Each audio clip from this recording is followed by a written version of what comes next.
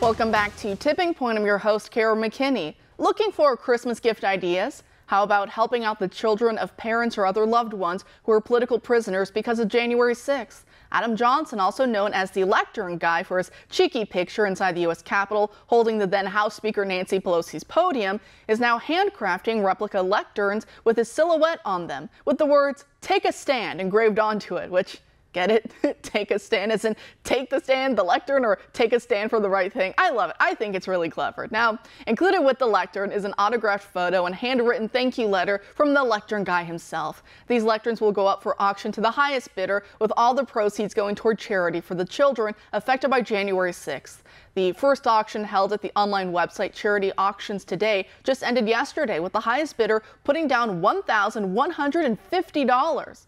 Joining us now to discuss is the Lectern guy himself, Adam Johnson. Adam, thanks for being here tonight. Hey, thanks for having me back on.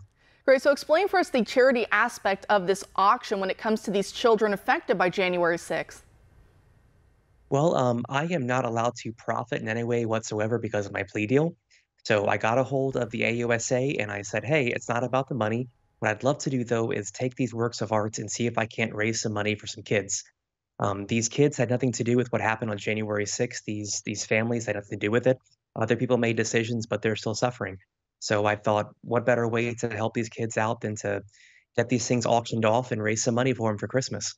And I think that's such a beautiful thing to do, because I've had so many wonderful people on my show, Cynthia Hughes of the Patriot Freedom Project and so many others, and they talk about all the time the hidden sufferings of a lot of these kids, either having a parent who's been, behind bars, sometimes for many years before even going to trial, or even if their parent is home with them. A lot of times their parents have lost their jobs over their association with January 6th. They've lost friends, they've lost family, relatives, neighbors, people who spurn them. I mean, a lot of these kids are actually really going through a lot because of the media narrative, right, to support the Democrats and what they want to do, and going after President Trump and his supporters, trying to kick Trump off the ballot with the insurrection narrative and everything else. Well, these poor kids, they just get stuck in the middle, right? They get caught between a rock and a hard place. And so I think it's really beautiful that you're bringing that to public attention, because do you think that too often that aspect of this whole conversation just gets lost in the noise?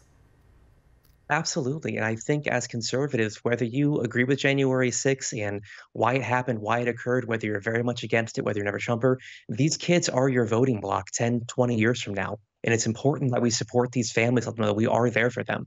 Either we are united together and conservative values are the things that drive us and things that we actually believe in, they're real convictions, or they're not. So I encourage you, whether you like me, don't like me, disagree, don't disagree, this is a good cause for kids who had nothing to do with it.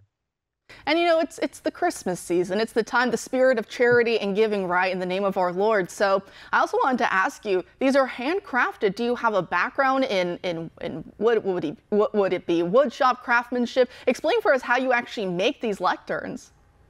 Well, I hand make them myself. I had a desire to install crown molding in my home about 12 years ago, and I never knew how to use a saw, so I started a hobby, and I just got better and better at it. And at the end of this, I don't have much to give. We have 5 kids ourselves, and I wish I could do more, but God gave me this talent, this craft, and time to be able to do it. So I'm just using my hands for the work He's called me to do. Yeah, how long does it take you to put one of these together? I have gotten down to the cost where I can make them for about $11 a piece. And again, we're covering the cost for all of it. And I can make about 15 every 2 days. And right now we're starting out with kids January 6th, but I hope to expand the charity. I'm actually looking into starting my own 501 to see if I can't just find more people who need help. I'm in contact with many charities, and we're just trying to find veterans, people who are not being taken care of, the system that's supposed to be there to take care of for them. And I hope to do more. I do. And I love that you're giving back. So what gave you the idea to recreate the famous lectern right from your famous picture? It's hilarious. It makes me smile. It makes me laugh every time I see it. And like I was joking earlier, I love how you write on there, "Take a stand." So I think it's just so perfect. It's so iconic. What gave you the idea to recreate that aspect of it for this charity? So a lot of people ask me all the time, like, do you have a shop? Do you have t-shirts? Do you have products? Can you build me something? And I built these because honestly, there was a demand for it.